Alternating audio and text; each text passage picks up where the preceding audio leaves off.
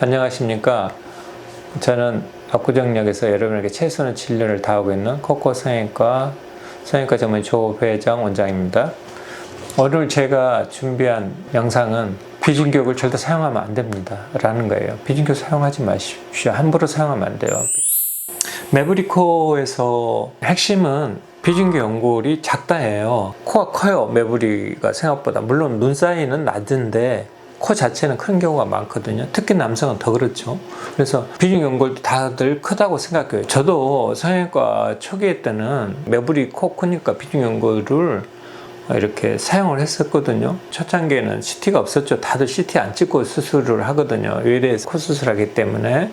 코 수술, 눈 수술은 지금도 여전히 외래 수술실이 따로 있어요. 즉 마취과 의사가 입회하지 않는 수술실이죠.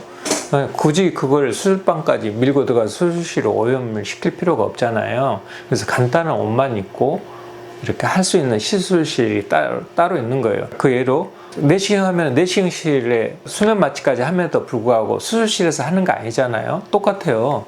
그래서 성형외과의 눈, 코 이렇게 간단한 것은 수술실이 아닌 따로 마취과 선생님이 상주하지 않는 다른 수술실에서 수술을 하게 되는 거거든요.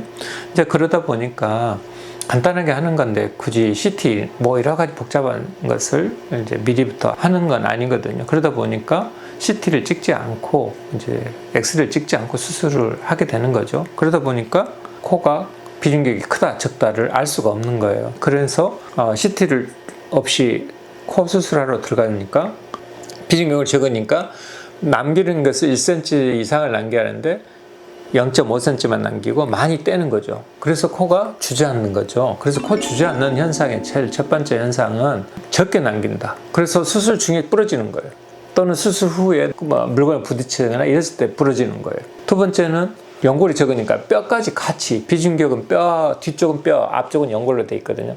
뼈까지 침범을 해서 넓게 떼서 이제 수술을 해야 하는 거죠. 이분 같은 경우는 비중격을 사용하지 않는 첫 번째 이유는 비중격 연골이 작다. 2번, 비중격을 너무 많이 휘어 있는 거예요. 심하게. 그래서 너무 심하게 휘어서 또 뺄 수가 채취하면 안 되는 상황이었거든요. 그래서 이렇게 CT를 미리 찍어보는 것도 중요한 수술 전 중요한 사항 중에 하나입니다. 자, 이런 경우는 그러면 어떻게 해야만이 나머지 그 28mm를 붙여서 이렇게 크게 할 수 있느냐. 귀연골도 안 돼요. 이런 경우는. 귀연골의 최대 나올 수 있는 길이가 왜곡하지 않고 나올 수 있는 길이. 즉, 여기 튀어나왔잖아요. 들어가고 이 튀어나온 부위를 보존해야 하거든요. 이렇게.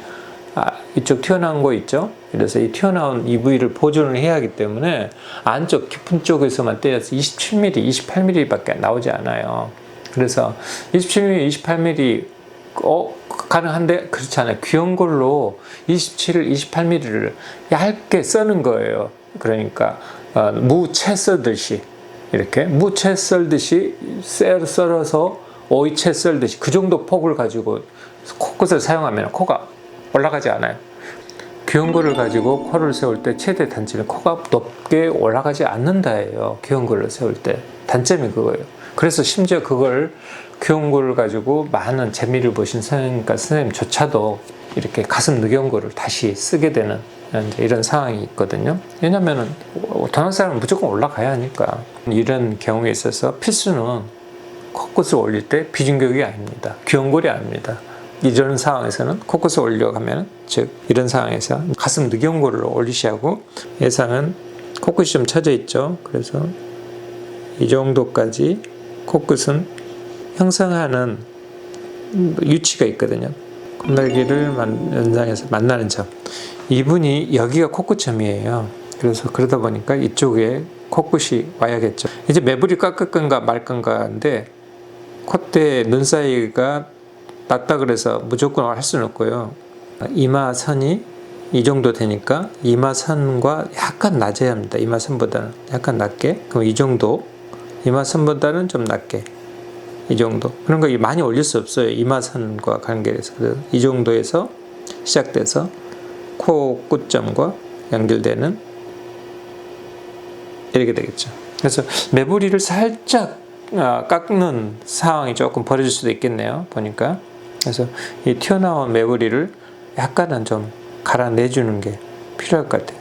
이 부위를 살짝 갈고, 그 다음에 코끝을 이렇게 올려야만. 실제로 코끝은 우리가 볼 때 이 부위 정도만 올리면 되지 않느냐. 실제로 비중계 연골의 위치는 이쪽 안쪽 부위에서 비중계 연골은 이 매부리 아래쪽 이런 정도로 와 있거든요. 대부분.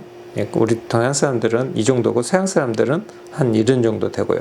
동양 사람들은 이렇게 약하기 때문에 한 1cm 이상은 겹쳐서 여기까지 이렇게 오다 보면 이렇게 비중격하고 겹쳐서 단단한 비중격에 겹쳐서 코끝 쪽으로 와야 하기 때문에 상당히 꽤 많은 실제로는 연골이 필요해요. 그래서 가슴 늑연골이 필요한 겁니다. 가슴 늑연골이 왜 필요한지 여기에 대해서 설명드렸고, 비중연골을 함부로 떼면은 진짜 죄송한데 자살골입니다. 그래서 비중연골 함몰로 돼서 아주 심각한 분들이 간혹가도 오는데 상당히 많은 수술 단계, 즉 1차, 2차, 3차 이렇게, 또는 심지어 5차 이렇게까지 수술을 해야 하는 경우가 종종 있습니다. 비중연골을 함부로 사용할 일이 아닙니다. 가슴 늑연골을 사용을 해야 합니다. 이상 제가 준비한 자료는 여기까지고요. 들어주셔서 감사합니다. 성형외과 전문의 조배정 원장입니다. 감사합니다.